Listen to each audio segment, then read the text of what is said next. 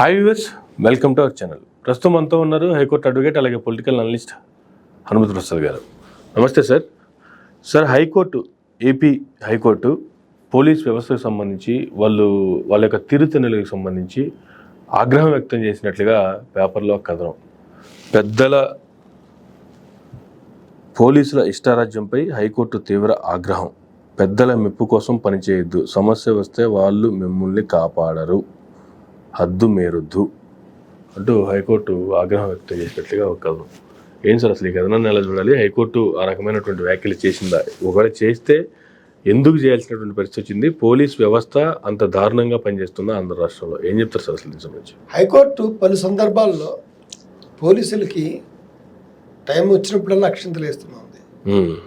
ఏ ప్రభుత్వాలు వస్తే ఆ ప్రభుత్వాలు పోలీసులకి బట్టలు ఇప్పించేసి వాళ్ళ తాలూకు పార్టీ డ్రెస్ వేస్తున్నారు. ఇది ఎవరేమనుకున్నా కూడా జరిగేటువంటి వాస్తవం అది. పోలీసుల చేత వీళ్ళు చేస్తే ఇల్లీగలు, వాళ్ళు చేస్తే లీగలు.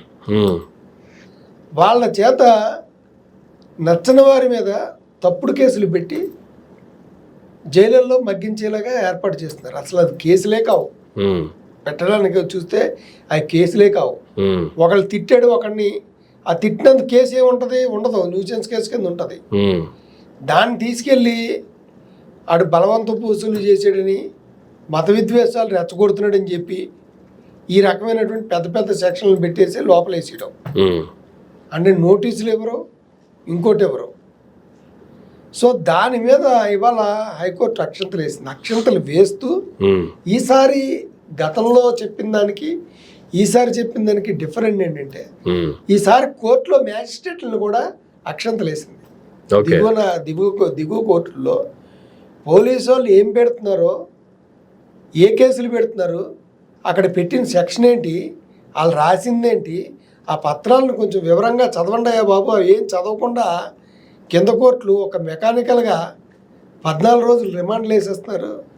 దీనివల్ల సఫర్ అవుతుంది ఎవడంటే బాధితుడు సఫర్ అవుతున్నాడు.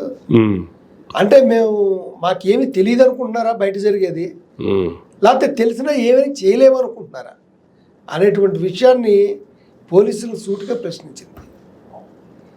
ఎందుకంటే ఏ కేసు జరిగినా సరే అసలు తలా తోక లేవు. ఆ కేసులన్నీ పట్టుకొచ్చి వాళ్ళకి ఎవడో మెప్పు పొందడం కోసం, అంటే వాళ్ళ ప్రమోషన్లు వస్తాయనో లేకపోతే ఇంకటి ఏమైనా వస్తుందనో ఏం వస్తుందనో తెలియదు, కానీ వాళ్ళ కోసం అడ్డమైన పనులు చేస్తున్నారు పోలీసులు. పోలీసులు అడ్డమైన పనులు చేస్తున్నారా, లేకపోతే పోలీసులను అడ్డమైన పనులకి రాజకీయ నాయకులు ఉపయోగించుకుంటున్నారా? సో మొత్తం మీద ఏదైనా 2-3 రోజులు అయినట్టుగా మొత్తం మీద ఏదైనా బాధితుడు నలిగిపోతారు. వాళ్ళు చేసిన వాళ్ళు ఉపయోగించుకున్న తప్పైతే వాళ్ళదే అవుతుంది కదా, వాళ్ళ వైపే ఎల్జీ పెట్టాల్సి వస్తుంది. ఇప్పుడు ఇక్కడికి వచ్చినప్పుడు ఏదైనా వచ్చినప్పుడు పెద్దవాళ్ళు బాగానే తప్పుకుంటారు. నలిగిపోయేది ఎవరు నలుగుతారు? వీళ్ళు నలుగుతారు.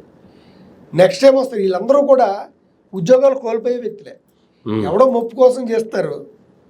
రేపు పొద్దున బాధితుడు తిరిగి కేసులు పెట్టాడు అనుకోండి, వీళ్ళ ఉద్యోగాలు పోతాయి. లేదా వచ్చే గవర్నమెంట్ ఇంకోటి వచ్చింది అనుకోండి, ఈ గవర్నమెంట్కి అనుకూలంగా పనిచేసిన వాడిని ఆటోమేటిక్గా వాళ్ళని నెలగా కేసులు పెడుతుంది. జరుగుతున్న ప్రక్రియ. మొత్తం మీద ఆకొచ్చి ముళ్ళుమే పడ్డా, ముళ్ళు వచ్చి ఆకుమే పడ్డా, చివరికి ఆక్కే నష్టం అన్నట్టుగా ఏదేమైనా చివరికి బలి అయిపోయేది పోలీసులు బలవుతారు. పోలీసులు మీకు స్పష్టంగా చెప్తుంది ఏంటంటే, మీరు తాత్కాలికంగా అవతలని ఇబ్బంది పెట్టచ్చు, వాళ్ళ ఉసురు వాళ్ళ కన్నీరు ఖచ్చితంగా మీకు తగులుతుంది. వచ్చే గవర్నమెంట్ రూపంలోనో, ఇప్పుడు కోర్టుల రూపంలోనో. కోర్టులు కూడా నుండి ఇలా వార్నింగ్లు ఇచ్చి వదిలేయకూడదండి. వీళ్ళని సస్పెండ్ చేసి ఎంక్వైరీ చేయమని హైకోర్టు. ఓకే, మా రిక్వెస్ట్ ఏంటంటే, మీరు ఎలా చెప్తున్నంతకాలం అలా జరుగుతూనే ఉంటుంది. ఇంకో 2 నెలల పోయి మళ్ళీ ఇదే విషయాలు చెప్తారు కోర్టు. వాళ్ళు ఇదే పని చేస్తుంటారు. ఏమన్నా మానతారా అంటే మానరండి అంటే హైకోర్టును కూడా లెక్క చేయరు. ఓకే, ఇలాంటి పరిస్థితి కాదు. సస్పెండ్ చేసి కేసు పెట్టి ఎంక్వైరీ చేయమనాలా. ఎప్పుడైతే హైకోర్టు గమనించిందో తప్పుడు కేసుని, మ్యాజిస్ట్రేట్లు కూడా ఎప్పుడైతే అయిందో ఆ రకంగా చేయాలి. హైకోర్టు వారు గమనించినటువంటిది చాలా తక్కువ. గమనించినటువంటివి ఎన్ని కేసులు ఉన్నాయి అలాంటివి? కోర్టు దాకా పోనటువంటివి ఎన్ని ఉన్నాయో? ఇదే కేసులో హైకోర్టు కూడా అంది. ఏమనందంటే, మాకు తెలియదు అనుకుంటున్నారేమో, మాకు అన్నీ తెలుసు బయట ఏం జరుగుతుంది. ఓకే, ఇప్పుడు అక్కడ వరకు వెళ్ళినప్పుడు కదా, ఆ కేసు వెళ్ళినప్పుడు కదా చెప్తుంది. అట్ ద సేమ్ టైం మ్యాజిస్ట్రేట్లు కూడా, కింద స్థాయి మ్యాజిస్ట్రేట్లు కూడా ఇదే కేసు సందర్భంలో ఇచ్చింది కాబట్టి కేసుకి సంబంధం లేని సెక్షన్లు పెట్టి వాళ్ళు అరెస్టులు చూపెట్టి మ్యాజిస్ట్రేట్ దగ్గర పెట్టినప్పుడు మటుకు మ్యాజిస్ట్రేట్లు రిమాండ్ కానీ ఇస్తే డిపార్ట్మెంటల్ ఎంక్వైరీ మ్యాజిస్ట్రేట్ల మీద కూడా వేయాలి. వేసినప్పుడు మాత్రమే బాధితుడికి న్యాయం జరుగుతుంది. వాళ్ళు తీసుకొచ్చారు, వీళ్ళు 14 రోజులు స్టాంప్ వేసేస్తారు, వెళ్ళిపోతారు. అక్కడి నుంచి దాన్ని కస్టడీలోకి తీసుకోవడం, కస్టడీలో కావాలి కాదని పోలీసులను తీసుకోవాలి కస్టడీలోకి. నీకు ఎవడు చెప్తే నువ్వు అరెస్ట్ చేసావు, నీ వెనకాల ఎవడున్నాడు, రాత్రులు పగలనే లేకుండా తెల్లవారుజాము 3 గంటలకు వెళ్ళడం, రాత్రి 11 గంటలకు వెళ్ళడం, అరెస్ట్ చేయడానికి తీసుకొచ్చడం, ఇవన్నీ ఎందుకోసం చేస్తున్నావు? పోలీసులను కస్టడీలో కానీ తీసుకుని ఎంక్వైరీ చేస్తే దాని వెనకాల ఎవడ పెద్ద ఉన్నాడో తెలుస్తుంది. ఆ రకమైన చట్టాలు రావాలి, అంత కఠినమైన చట్టాలు తేవాలి. ఓకే, ఇప్పుడు ఇక్కడ మనం అంటుంది పోలీసుల చేత బలవంతంగా చేస్తున్నారు పని. వాళ్ళకి గతి లేక, అదే మామూలు వ్యక్తులు కొట్టుకున్నారు అనుకోండి, రాజకీయ నాయకులు ఎవరు లేరు అనుకోండి, మామూలు వ్యక్తులు ఎవడైనా నన్ను తిట్టాడంటే పలానా కూడా అంటే పోలీసులు కేసు పెడతారా? తిట్టి పంపించారు. వాళ్ళు కరెక్ట్గానే చేస్తారు. వాళ్ళు కేసు పెట్టారంటే అర్థం ఏంటి? మామూలుగా పెద్దోడు ఎవడో లేకుండా వెనకాల వెళ్ళి నన్ను తిట్టాడంటే వాళ్ళు దెబ్బలాడి పంపించేస్తారు. పెద్దోడు చెప్పంటే అరెస్ట్ చేస్తున్నారంటే అర్థం ఏంటి? వీళ్ళ మనసుకి ఇష్టం లేకపోయినా మనసు చంపుకొని, లేకపోతే వాళ్ళకైనా పనిష్మెంట్ ఉంటుందేమో అని చెప్పి కేసులు పెడతారేమో అని చెప్పి భయంతో, పెద్దల మీద భయభక్తులతోటి, భయంతో వాళ్ళు చెప్పినట్టుగా ఆడుతున్నారు.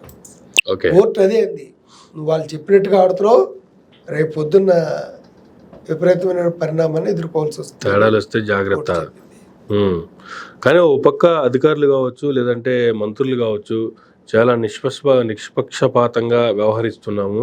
వ్యవస్థలు కూడా చాలా నిష్పక్షపాతంగా పనిచేస్తూ ఉన్నాయి. తప్పు చేసిన వాళ్ళని ఎవరిని వదిలిపెట్టము, కఠిన శిక్షలు అమలు చేస్తాము అనేటువంటి కామెంట్లు చేస్తున్నారు. ఇప్పుడు వీళ్ళంతా కేసులు పెట్టి తీసుకెళ్తున్న వాళ్ళంతా తప్పు చేసి జైలుకి వెళ్తున్న వాళ్ళ, లేదా కేసులు అనుభవిస్తున్న వాళ్ళ, లేదంటే ఏం సార్ వీళ్ళందరినీ ఎలా చూడాలి? తప్పు చేసి జైల్లో ఉండవలసింది వాళ్ళు. ఎవరైతే కుంభకోణాల్లో ఉండి ఇప్పుడు అధికారంలోకి చేపట్టి తప్పు చేసిన శిక్షిస్తున్నా, ప్రశ్నించిన శిక్షిస్తున్నారు. తప్పు చేస్తుంది వాళ్ళు. జైలుల్లో ఉండవలసిందేమో ఇక్కడ కూర్చుంటున్నారు, సామాన్యులేమో బలైపోతున్నారు వాళ్ళ కోటేసిన పాపానికి.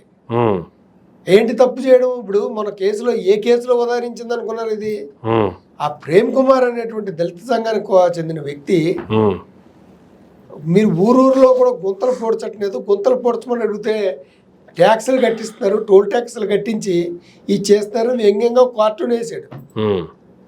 దాన్ని ప్రభుత్వాన్ని విమర్శించినట్టుగా భావించేసి అతని మీద కేసు కట్టేసి రాత్రి తెల్లవారుజామున వెళ్ళి తీసుకొచ్చేసారు. ఈనాడు పేపర్లో, ఆంధ్రజ్యోతి పేపర్లో రోజు కార్టూన్ వస్తుంటాయి సార్ అలాంటివి. మరి అదే అంటున్నాను, ఇప్పుడు నచ్చితే ఒకవేళ అలా చేస్తే అందరూ వేసిన వాళ్ళందరినీ, ఆ కథనాలు వేసిన వాళ్ళందరినీ కూడా ఆ పేపర్కి సంబంధించిన వాళ్ళు కూడా అరెస్ట్ చేయాలి కదా ఇమీడియట్గా. నెక్స్ట్ గవర్నమెంట్ చూసుకుంటుంది. ఓహో, అది వచ్చే గవర్నమెంట్. ఇప్పుడు ఈ గవర్నమెంట్లో మనోళ్ళు పాగోళ్ళు వాళ్ళు అన్నారు కదా, ముఖ్యమంత్రి చంద్రబాబు నాయుడు గారు అన్నారు కదా, వైఎస్ఆర్సీపీ వాళ్ళకి ఏ పథకాలు ఇవ్వకండి, వాళ్ళు పక్కలో పావులు పెట్టుకున్నట్టుగా అన్నారు కదా. వాళ్ళు ఏ పథకాలు ఇవ్వకండి అంటే వాళ్ళ మీద ఏమైనా వస్తే మోపిండి అని. వీళ్ళందరూ మిగిలిన వాళ్ళందరూ వీళ్ళు రేపు పొద్దున వాళ్ళు వచ్చాక చూస్తారు వీళ్ళ సంగతి. అంటే ఇంక ఇదే మనకు జరిగింది. ఏంటంటే అక్రమ అరెస్టులు, కోర్టులను పట్టించుకోకపోవడం. కోర్టులు ఏంటంటే క్యాజువల్గా మా డ్యూటీ అయిపోయింది చేయి దులిపేసుకున్నామని చెప్పి 1-2 తిట్లు తిట్టేసి 2 అక్షంతలు వేసి కోర్టు అంటే తమాషా అనుకుంటున్నారా అని చెప్పి అక్కడితో అనడం వల్ల బాధితుడికి ప్రయోజనమే ఉండదు. కోర్టులు ఖచ్చితంగా ఎప్పుడైతే నోటీస్గా చేసిందో ఎందుకు మీరు సస్పెన్షన్కి ఆర్డర్ ఇచ్చి ఎంక్వైరీ చేయించలేరు? సుమోటోకి ఎందుకు తీసుకోలేరు? డిస్కషన్ ఉంది కదా హైకోర్టుకి. మీరు చెప్పిన దాని ప్రకారం రాజ్యాంగాన్ని ఉల్లంఘించినట్టుగా తెలుస్తుంది కదా, సొంతానికి వాడుకున్నట్టుగా తెలుస్తుంది కదా, ఎందుకు సస్పెండ్ చేసి ఎంక్వైరీ చేయలేదు? అలాగే ఒక 2 సీఎల్ని, ఒక 2 డిఎస్పీ గారిని ఎంక్వైరీ చేసి సస్పెండ్ చేసి లోపలేసి వాళ్ళ మీద విచారణ కానీ కొనసాగించి వెనకాల ఎవరైతే ఉన్నారో వాళ్ళ చేత పేర్లు చెప్పించి వాళ్ళని కూడా లోపలేసారు అనుకోండి, వ్యవస్థ సెట్ అయిపోతుంది. ఓకే, సో వాళ్ళు అలా చేయరు. కోర్టులు వార్నింగ్ ఇచ్చి వదిలేస్తాయి. వీళ్ళు మాకు అలవాటే కదా అనుకుంటారు. ఎప్పుడు ఇవ్వలేదు కనుక కోర్టులు. ఇది ఈ రోజున విన్నదేనా? గతంలో వినలేదా హైకోర్టులు పోలీసులకు వార్నింగ్ ఇచ్చిందని? ఓకే, మళ్ళీ ఇదే లాస్ట్ అవ్వదు కదా. ఇప్పుడు గతంలోనూ చేశారు, ఇప్పుడు చేస్తున్నారు, ఇదే లాస్ట్ అనుకోవడానికి లేదు. మీరు అన్నట్టు ఫ్యూచర్లో ఇంకా చేయొచ్చు. అయినప్పటికీ కూడా హైకోర్టు డైరెక్ట్గా అక్షింతలు వేసినప్పటికీ కూడా పోలీస్ వ్యవస్థలో మార్పు రావట్లేదంటే ఇక్కడ హైకోర్టు వ్యవస్థ పెద్దదనుకోవాలా, లేదంటే దాన్ని మించినటువంటి మేమే పెద్దోళ్ళం అని చెప్పి వీళ్ళు ఫీల్ అయిపోతున్నారు అన్నట్టు పోలీస్ వ్యవస్థ పెద్దనుకోవాలా? కోర్టుల్ని ఖాతరు చేయట్లేదు. ఆంధ్రప్రదేశ్ వదిలేండి, తెలంగాణ ఎన్నిసార్లు అక్రమంగా ఎలా కూల్చేస్తారా అని చెప్పి ఎన్నోసార్లు నోటీస్ ఇచ్చింది, వార్నింగ్లు ఇచ్చింది. కానీ ఆయన ఆగుతున్నాయా? ఆగట్లేదు కదా. ఎందుకు ఆగట్లేదు? కోర్టులు లెక్క చేయట్లేదు. అంటే కోర్టులు అలాగే చెప్పి వదిలేస్తే కుదరదు.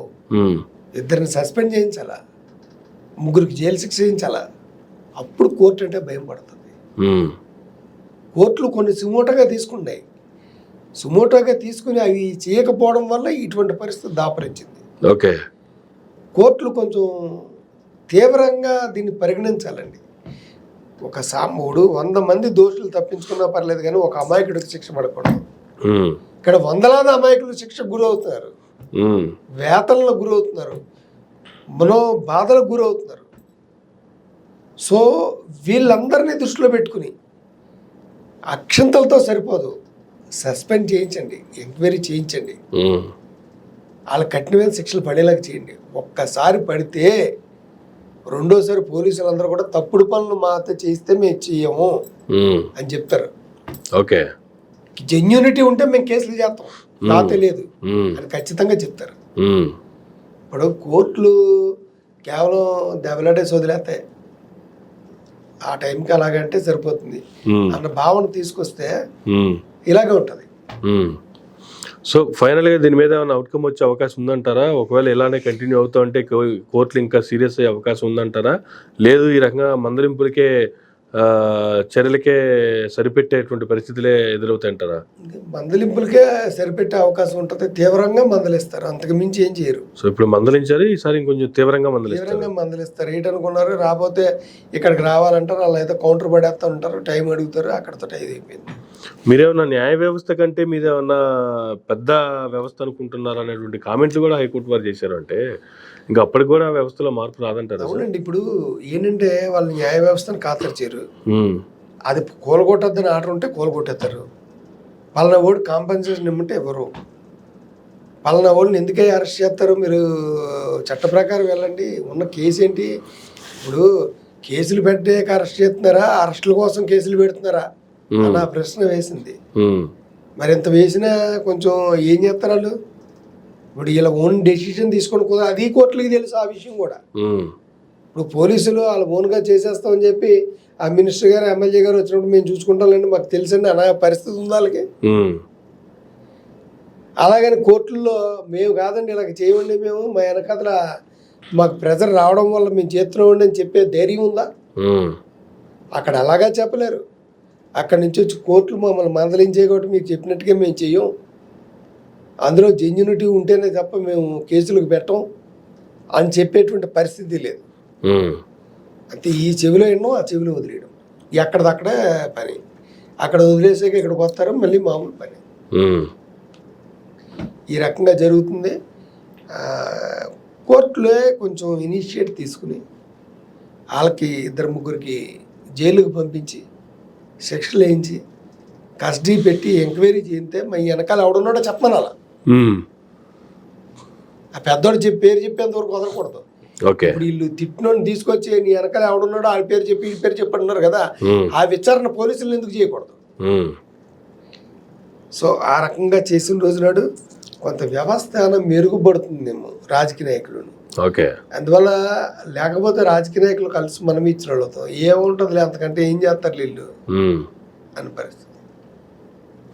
Right sir, thank you sir, thank you very much అండి. ఇదండి ఆంధ్రప్రదేశ్ రాష్ట్రంలో ఉన్నటువంటి పోలీస్ వ్యవస్థకు సంబంధించి హైకోర్టు వేసినటువంటి అక్షంతలకు సంబంధించి అడ్వకేట్ హనుమత్ ప్రసాద్ గారు ఇచ్చినటువంటి వివరణ. ఇది నాటి ఇంటర్వ్యూ. మరొక ఇంటర్వ్యూతో మళ్ళీ కలుద్దాం. చూస్తున్నానండి మేరా మీడియా.